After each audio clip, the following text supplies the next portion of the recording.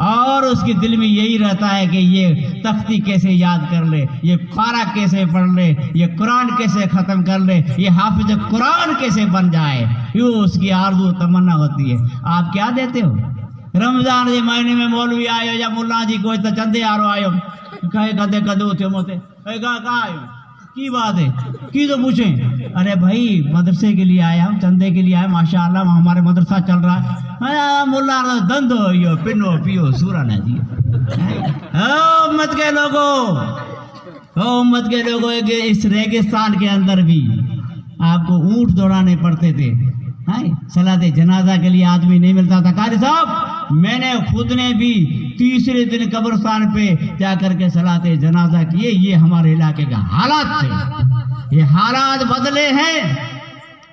ان فقیروں نے بدلے ہیں جسے آپ دھدکارتے رہتے ہو۔ ڈیو ٹکو کون 50 روپے چندے دیا ملا ملک کھائے اب ملک کڈے بیٹھو، ارے تو ڈنو ہی کون کھادو کی ہے تو روپیہ 50 نہ ماجنو پڑے تو 100 روپے دو ہے، 50 روپیہ تو ڈنا ہے ماجنو 100 روپے پاڑے بھائیو اندر ستو ننڈر میں روزو رکھے نہ رکھے اللہ جے۔ میرا ایک اصول ہے، کسی بھی جماعت کا کوئی بھی سفیر آ جاتا ہے اس کو دھدکارتے نہ پوچھتے ہیں کس کا چندہ رہے ہو، کتنا کرو، کیا آپ کے مدرسے کے حالات ہیں،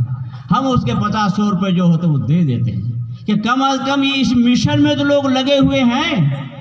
یہ تحریک اقرا جاری اور ساری تو ہے۔